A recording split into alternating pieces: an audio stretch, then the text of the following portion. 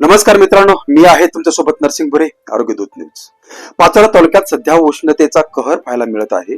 तापमान 42 ते 43 अंश सेल्सिअस पर्यंत पोहोचत असून नागरिकांची जनजीवन विस्कळीत झाली आहे. विशेष म्हणजे काल म्हणजेच 31 मे रोजी उष्णतेचे संबंधित 2 दुर्दैवी मृत्यूची घटना समोर आली आहे. याआधी काही दिवसापूर्वीच अशाच प्रकारे एक फळ विक्रेत्याचा मृत्यू झाला होता. त्यामुळे तालुक्यात चिंता व्यक्त केली जात होती.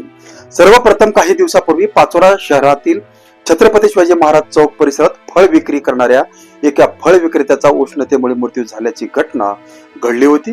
दिवसभर कडक उन्हात व्यवसाय करणाऱ्या या फळ विक्रेत्याच्या मृत्यूने नागरिकांना मोठा धक्का बसला होता. यानंतर काल 31 मे रोजी आणखी 2 धक्कादायक घटना समोर आल्या.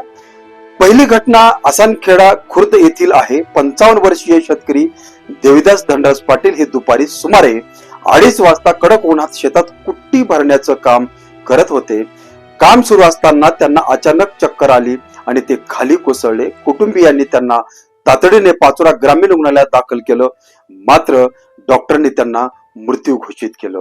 तर दुसरी घटना पाचोरा शहरातील शिवकॉलनी परिसरातील आहे. 43 वर्षीय ज्ञानेश्वर नथू चौधरी हे रिक्षा चालक होते. दिवसभर उन्हात रिक्षा चालवून ते आपल्या कुटुंबियांना उदरनिर्वाह करत होते. 30 मे रोजी दिवसभर काम केल्यानंतर ते घरी गेले, मात्र दुसऱ्या दिवशी सकाळी त्यांना उठवण्याचा प्रयत्न केला असता ते कोणतेही प्रतिसाद देत नव्हते.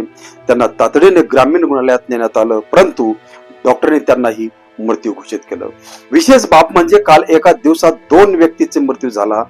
त्याआधी काही दिवसापूर्वी फळ विक्रेत्याचाही मृत्यू झाला.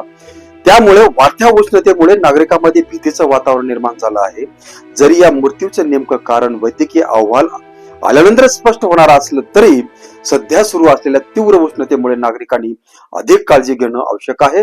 विशेषतः शेतकरी, शेतमजूर, रिक्षा चालक, फळ विक्रेते आणि दिवसभर उन्हात काम करणाऱ्या सर्वांनी सावध राहणं गरजेचं आहे. दुपारी 12 ते 4 या वेळात शक्यतो बाहेर पडणं टाळा.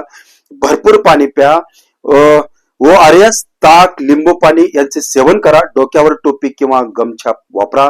चक्कर येणं, मळमळ होणं, अशक्तपणा जाणवणे किंवा अचानक अस्वस्थ वाटणे ही उष्ण घाताची लक्षणे असू शकतात. अशी लक्षणे दिसल्यास तात्काळ वैद्यकीय मदत घ्या. पाचोरा तालुक्यातील मृत्यू व्यक्तींना भावपूर्ण श्रद्धांजली. तसेच नागरिकांनी स्वतःची आणि आपल्या कुटुंबाची काळजी घेणं हीच काळजी गरज आहे. मी आहे तुमच्यासोबत नरसिंग भुरे. धन्यवाद.